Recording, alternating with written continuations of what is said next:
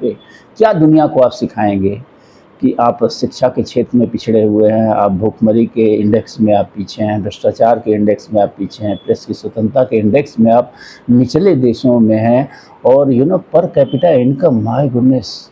बड़ी-बड़ी बातें होती है कि हम 5वीं, तीसरी, दूसरी इकोनॉमी बनने जा रहे हैं। पर कैपिटा इनकम में नाइजीरिया आपसे आगे है। नाइजीरिया देश का नाम आप सब जानते होंगे। नाइजीरिया पर कैपिटा इनकम को लेकर आपसे आगे है। तो कुल मिला के ढेर सारा असंतुलन और ढेर सारी इस ढंग की चीज़ें हमारे देश में व्याप्त हैं। वो सिर्फ इसलिए व्याप्त हैं, वी आर लोकतंत्र, डेमोक्रेसी। डेमोक्रेसी का मतलब जनता जो है चुनेगी कि कौन सरकार चलाएगा, कौन नियम बनाएगा, कौन कानून बनाएगा। ऐसे में आप सोचिए, अगर आपकी संसद में 50% ऐसे दागी हों जिनके ऊपर गंभीर मामले हों, हत्या, बलात्कार जैसे, एक नहीं दर्जनों दर्जनों मामले हों, वो लगातार सांसद बन रहे हों, विधायक बन रहे हों, मंत्री बन रहे हों, आपके लिए कानून बना रहे हों, तो आपको चिंता होनी चाहिए। आपको कुंभ की चिंता थी, 68 करोड़ लोग पहुंच गए वहाँ नहाने। आपको भूतकाल की चिंता है कि हमारे देश में क्या हुआ, क्या नहीं हुआ, लेकिन आपको वर्तमान की नहीं चिंता है कि आपकी संसद में कौन लोग हैं, आप किन लोगों को चुन के भेज रहे हैं और दुनिया आपको किस नज़रिए से देख रही है कि ये कैसे देशवासी हैं जो इस ढंग के चरित्रहीन, भ्रष्टाचारी, अपराधियों को वोट दे के संसद में पहुँचाते हैं। तो ये ज़रा सोचिए कि दुनिया आपको किस नज़रिए से देख रही है।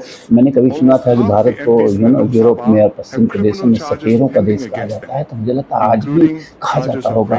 ये जो भारतीय मीडिया दिखाती है कि हमारे प्रधानमंत्री के साथ ये हुआ, वो हुआ, ये सब तो व्यावसायिक दुनिया है। एक इतनी बड़ी बाजार है भारत की। भारत में मेरा मानना है किसी मूर्ख को आप प्रधानमंत्री के पद पे बैठा दीजिए, जो मूढ़ हो, मूर्ख हो, वो भी अगर अमेरिका जाएगा तो उसका इसी तरह से स्वागत होगा जैसा माननीय नरेंद्र मोदी जी का होता है, क्योंकि आप इतने बड़े बाजार हैं।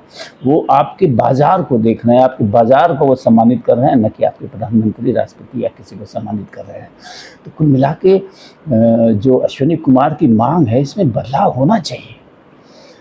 सर्वप्रथम ये जो एडवोकेट अमेंडमेंट बिल में एक अच्छी चीज़ सरकार लेके आई है कि कोई व्यक्ति, कोई वकील यानी अधिवक्ता जो बनना चाहता है, अगर वो किसी ऐसे अपराध में आरोपित है और उसके ऊपर मुकदमा चल रहा है जिसमें उसे 3 साल की सज़ा हो सकती है, तो वो अधिवक्ता नहीं बन सकता। ठीक यही नियम लागू करना पड़ेगा सांसद और विधायकों पे कि कोई भी व्यक्ति जिसके ऊपर इस ढंग का मुकदमा लंबित है अदालत में, जिसमें उसे 3 साल से अधिक की सज़ा हो सकती है, तो उस पर प्रतिबंध लगना चाहिए। मैं आजीवन प्रतिबंध वाली बात नहीं कर रहा हूँ, लेकिन हाँ, वहाँ एक चीज़ ध्यान देने की ज़रूरत है। ठीक है, आप दोष मुक्त हो गए तो 6 साल तक आप प्रतिबंधित हैं, उसके बाद आप चुनाव लड़ सकते हैं। लेकिन अगर फहरिस्त हो मुकदमों की किसी के ऊपर, दर्जनों दर्जनों मुकदमे, ऐसे ऐसे अपराधी इसी यूपी में हैं। अभी कोई लिस्ट पढ़ के कल दिखा रहा था, 30-40 ऐसे अपराधी हैं जिनके ऊपर, किसी के ऊपर 30 मुकदमे, किसी के ऊपर 45 मुकदमे, किसी के ऊपर 40 मुकदमे। My goodness! इस ढंग के अपराधी हमारे समाज में वाइट कॉलर बन के घूम रहे हैं और हम तमाशा देख रहे हैं। तो कुल मिला के अंत में यही कहना चाहूँगा कि ये दोष हमारा और आपका है। आप ऐसे लोगों को धर्म और जाति के नाम पे वोट दे रहे हैं, व्यक्तिगत लाभ हानि के नाम पे वोट दे रहे हैं। तो कुल मिला के जो संसद होती है देश की, जो विधानसभाएं होती हैं देश की, वो रिफ्लेक्ट करती हैं कि वहाँ के नागरिक कैसे हैं। तो चिंता होनी चाहिए कि आप किस क्लास के नागरिक हैं। दुनिया आपको किस क्लास का नागरिक समझ रही है, वो आपकी संसद को देख के समझ जाती है। जैसा कि सिंगापुर के प्रधानमंत्री कह रहे हैं कि वो भारत और आज का भारत कितना अंतर है। तो ज़रा चिंता करिए भविष्य की, चिंता करिए वर्तमान की। वर्तमान में बदलाव जब होगा तभी भविष्य में, यानी हमारी जो आने वाली नस्लें हैं, उन्हें एक दूसरा भारत मिलेगा। अन्यथा जिस ढंग से चीज़ें चल रही हैं वो एक बड़ा ही भयावह भारत मुझे व्यक्तिगत रूप से दिख रहा है। अगर एक उदाहरण दूँ तो आप अफ़गानिस्तान की तरफ देख सकते हैं।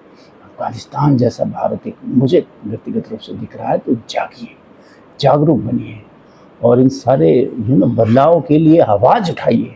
आप 68 करोड़ की संख्या में आप कुंभ पे पहुंच सकते हैं, एक धर्मांधता के चलते मैं कहूँगा। ठीक है, आपकी आस्था है, मैं उस आस्था को चोट नहीं पहुंचा रहा हूं, लेकिन 68 करोड़ लोग आप पहुंच सकते हैं। 1 करोड़ लोग आवाज़ नहीं उठा सकते हैं इन मुद्दों पे, जिन मुद्दों के नाम पे आपका शोषण हो रहा है। सरकारें, ये सांसद, ये विधायक, ये पूरी व्यवस्था, ये पुलिस, ये राजस्व कर्मचारी, ये सब के सब आपका शोषण कर रहे हैं। आप आवाज़ उठाने भर को नहीं हो। 68 करोड़ की संख्या में आप कुंभ पे जाके स्नान कर सकते हैं। माय गुडनेस, बदलिए अपने आप को, बदलिए। विज्ञान का युग है। दुनिया के जितने भी अमीर देश हैं, समृद्ध देश हैं, जहाँ कानून का पालन होता है, वो सारे के सारे देश विज्ञान की दृष्टि से दुनिया को देखते हैं, न कि धर्म की दृष्टि से। धर्म में वो ताकत होती है किसी समाज और किसी देश को अमीर बनाने की। तो आज भारत सबसे अमीर होता, क्योंकि यहाँ धार्मिक लोगों की संख्या सबसे अधिक है, यहाँ भगवानों की संख्या सबसे अधिक है, यहाँ मंदिरों मस्जिदों की संख्या सबसे अधिक है।